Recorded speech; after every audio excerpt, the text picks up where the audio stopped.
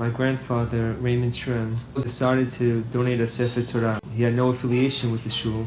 Our family was surprised that he donated the Sefer Torah to Sephardic synagogue. Years later, I was fortunate to marry the daughter of the rabbi of Sephardic synagogue, Rabbi Barry. Fast forward to the fall of 2013, and we are planning the bar mitzvah of our oldest son, Binyamin. So at the time we decided we wanted to do something meaningful, so we decided to donate the Sefer Torah that we originally donated to Sephardic Institute. We wanted to donate to an army base in Israel. At the time we contacted Rabbi Baruch Ganot, and he was our liaison to the army base. And he told us that in Israel, the Iron Dome unit was in need of a Sefer Torah. And this is before the whole Operation Protective Edge, where none of us knew what Iron Dome was. Yeah, we never heard of the Iron Dome, but we were excited to have the honor to donate a Sefer Torah to a place that was needed. So for our visit, I was very nervous, excited, and honored to visit this holy place that really is protecting millions of civilians from the terrorists.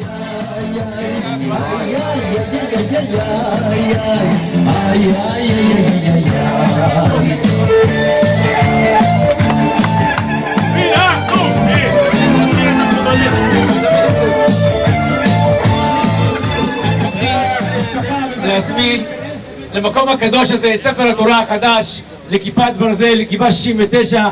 יש לנו כאן את הסמג"ד, מפקד הסוללה, משפחה נכבדה. All of us, we are all united, even though we are in several parts of the world. We are all united. This is Am Israel. We are all united, and I want to wish. This is where the actual Iron Dome work is being done. I don't know if you heard, but last week there was a 5 missile barrage interception. It was done from right here, right from this station. It's called MANI, which stands for Interception Center. Right now, the MANI itself is manned 24/7 by an officer and 2 soldiers. Their main job is practically to look at the screen and search for any patterns of rocket. Once the radar detects that somebody's fired a missile, how much time do you have to respond to shoot it down, typically? The response time is very dependent on the area you actually deployed. Ashkelon is rather a close proximity area, about 10 kilometers up to 15 to Gaza Strip. So you have about 5 to 7 seconds to actually confirm the target. Any less and the target is going to hit.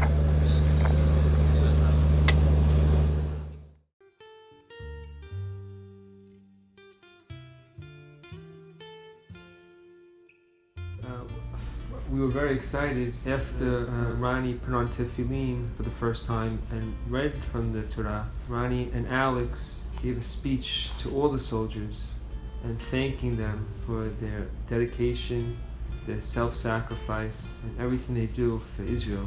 For us, that was very, very emotional, watching the soldiers almost cry and being thankful that a family from America decided to do their bar mitzvah in the Iron Dome, which is really not a typical thing that people do.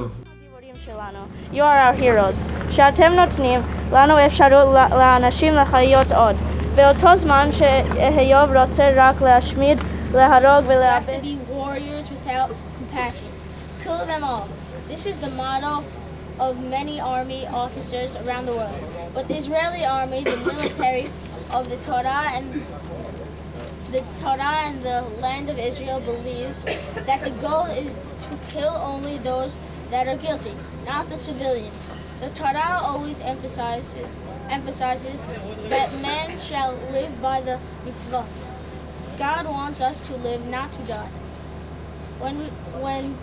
Even when the terrorists live with civilians, the army always thinks how to kill the terrorists without killing the civilians.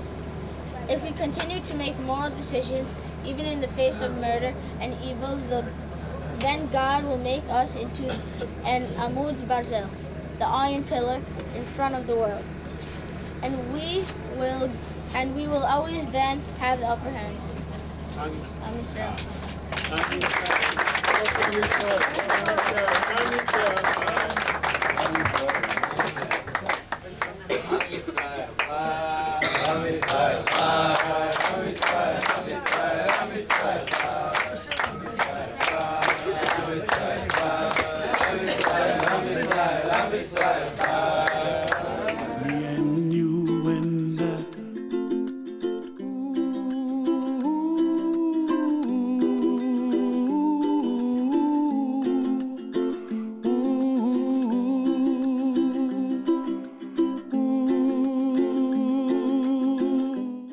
We met the sergeant in the Iron Dome. She was about 24 years old, and she grew up in America, made Aliyah.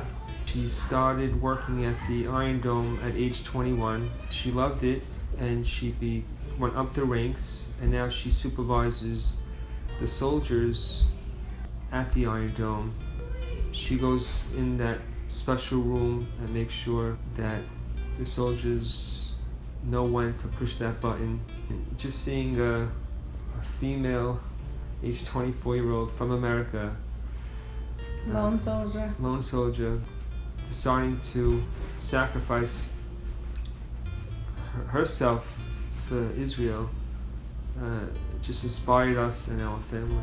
Guys, listen, this is an interesting story. Well, it's different for every position. Me personally, I'm an officer, so I'm here at the control center. I do shifts with the computers, and apart from that, I have a site. I have my launch site with my launcher and my soldiers there. So I try to go there as much as possible and train my soldiers. I had a great time dancing with the girl soldiers at the Sefer Torah dedication at the Iron Dome in Israel.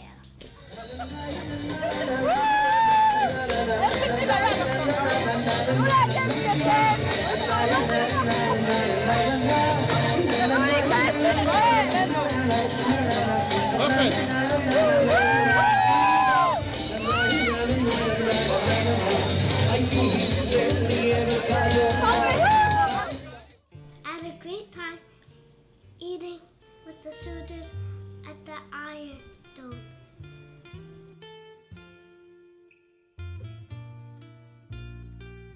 It was truly inspiring seeing all 18 to 20-year-old soldiers who really defend our nation and innovated with the Iron Dome. It was very inspiring.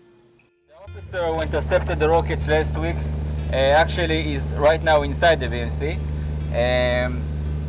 That man single-handedly defended the city of Ashkelon and intercepted 5 rockets fired by Hamas, which is actually a Grad missile type. Grad type is a Soviet-made rocket, which is manufactured by Hamas, of course. All of them were directed directly at Ashkelon.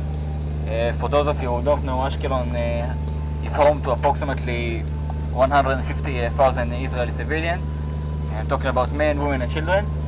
It's a great honor to put on my tefillin for the first time with my very good friend Alex Zemmel, who I've known since I was like 5, and to just be around all the soldiers that dedicate their life to the army and dedicate their lives to protect the nation.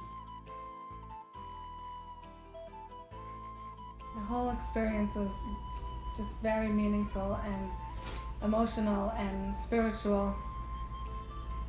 Just knowing that our children can see this beautiful experience, can be part of this beautiful experience, and to get this video out and to inspire other Jews all around the world, and to show them how much the Iron Dome does and all the soldiers do for the land of Israel. And because we have a land, as Jews all around the world, we know that we always have somewhere to go and be together. And Israel is our home. Yes, and we always have a home and somewhere to go.